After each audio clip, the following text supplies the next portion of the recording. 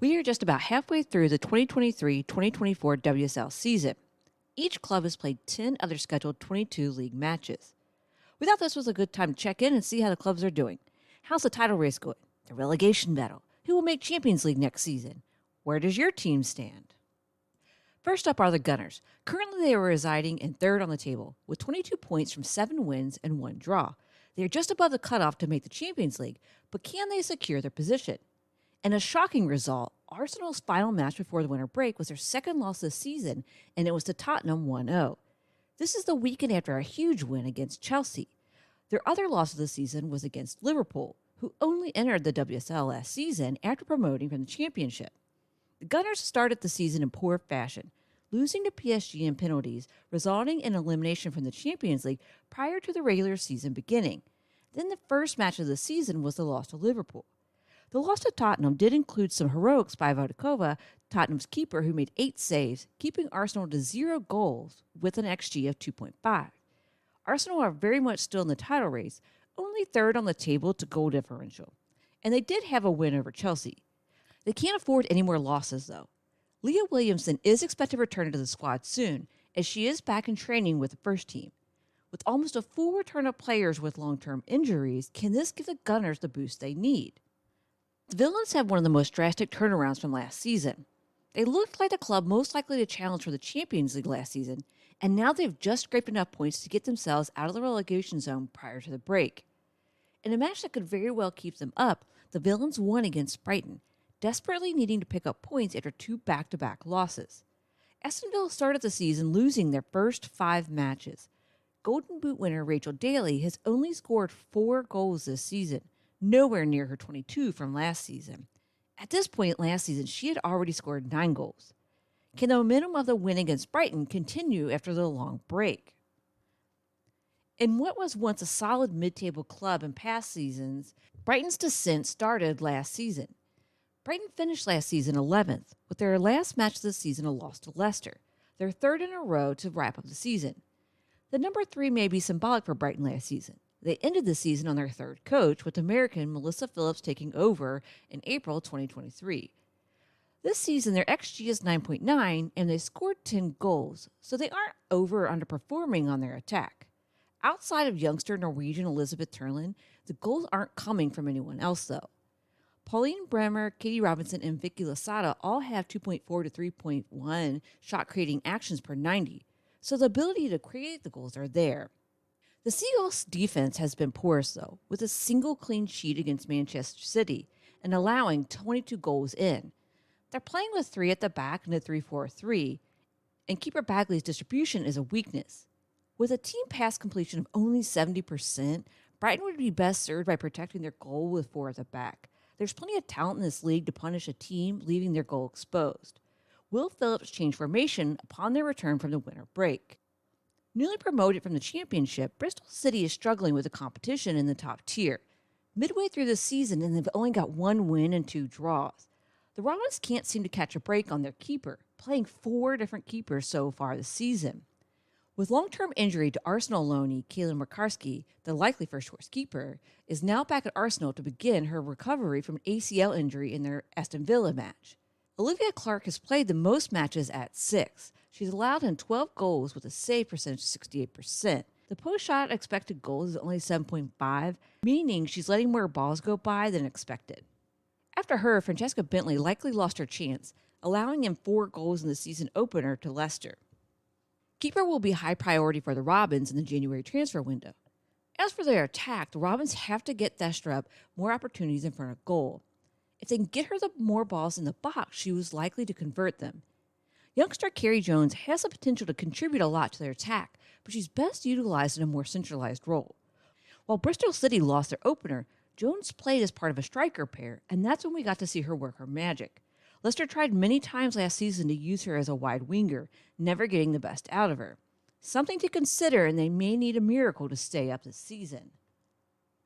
Currently, Chelsea sit at the top of the table, looking at all the plebeians beneath them clawing at their crown. Will the Blues be able to secure another championship and send Hayes out in style? While they are at the top spot, their lead is slim at only 25 points, with 3 points between them and Arsenal and Man City. They've dropped points in a loss to Arsenal and in a draw with Man City. Injury woes have recently plagued Chelsea, with captain and defender Millie Bright out of action since November, currently rehabbing a knee injury. Her return to action is unknown, with Hayes giving no dates on a return timeline. And a huge blow to Chelsea's title chances and Champions League hopes, striker Sam Kerr suffered an ACL injury in the winter break camp. This injury will see her out the rest of the season. These are two seasoned veterans who will be hard to replace. Currently, the quality on the bench to replace each Bright and Kerr in their respective positions isn't there. But will a current player take the opportunity to step up? Young American Mia Official seems poised to make the most of Kerr's absence, saving the Blues in their recent match against West Ham in the FA Cup. Everton struggled midway through last season, with some suggesting they would be dragged into a relegation fight. They weren't, but their season wasn't pretty. It looks like this season they'll likely land mid-table again. They just won their match against Aston Villa 3-0 in the FA Cup, advancing to the 5th round in February. The woes of last season were that Everton had a lot of possession, but couldn't do anything with it. The principle of manager source and style football is based in them maintaining possession, so this isn't going to change this season. Unfortunately, their 3 wins this season come when they've had less than 50% of possession. For a squad focused on possession, their pass completion is only 76%. Another stat that doesn't bode well is their shooting. Last season, they ended with an XG of 20.5 and netting 29 goals. A bit of an overperformance, and as we can see, not sustainable. This season, they're at an XG of 10.8 with only 8 goals to show for it. This is more in line with reality, and they'll need to find a solution quickly. The young Swede, Hannah Bennison, seems most likely to spark any creativity in their attack with 2.59 shot-creating actions per 90. Something has to fall into place for Everton, as their leading scorer is their center back with 3 goals. Can the Toffees finally make something out of all of this possession? In dramatic fashion, the Foxes saved themselves on the final match day of last season, scraping by a win to spare them from relegation to the championship. This can almost solely be attributed to the addition of Janina Leitzik in goal, coming up with save after save. In her 13 league matches last season, she had 65 saves. Leitzik signed permanently over the summer and has continued her high performances of last season with 50 saves in 10 league matches so far this season. With the exit of Ashley Plumtree, they've had a rotating cast in center backs paired with Sophie Howard, with Julie Thibault not quite a like-for-like replacement as intended for Plumtree, so veteran midfielder Josie Green has been slotted in. The Foxes were able to sign some much-needed goal scorers in the summer window, which has paid off, with Janice Kamen, Lena Peterman, and Judah Rantala each with the multiple goals so far this season. Their current issue at the moment is their inability to close out a match without letting in a late goal to end in a draw. Game management will need to be drilled over the break. I feel safe to say Leicester are safely a mid-table team this season, and it would take a drastic turn in form or substantial injuries to put them back into the relegation zone. The Reds have only been in the WSL for one full season, entering for the 2022-2023 season after promotion from the championship. They started last season with a bang, winning their first match against title holders Chelsea in quite the shock. They finished in a solid mid-table position at 7th place. They haven't showed any signs of slowing down this season, currently sitting in at 5th. Liverpool had a few big wins this season, again opening with a stunner, beating Arsenal 1-0 to open the season and winning against Manchester United 2-1 right before the winter break. The addition of forward Sophie Hogg and midfielder Marie-Therese Helbinger over the summer have been impactful in the attack, filling the hole left by the departure of Katie Stingle back to the NWSL. Each has 3 goals and 2 assists so far this season, with Helbinger at an astounding 5.76 shot-creating actions per 90. Converting these into goals is one struggle the Reds have currently, with Van de Sanden and Flint finishing poorly. To be fair, this is a bit of a known with Van de Sanden, as she's mostly known for her strong runs, surpassing defenders without much of an end product. But she's always exciting to watch and continues to be a threat on their attack. Can Matt Beard and the Reds continue their streak and win against the other Manchester team whom they face next upon return of the season? Actually, can the Reds do the unthinkable and genuinely challenge for one of the Champions League spots? Let us know in the comments what you think, but we are leaning towards yes. We've also always been on the side of an underdog, though. City sits second, just 3 points behind Chelsea.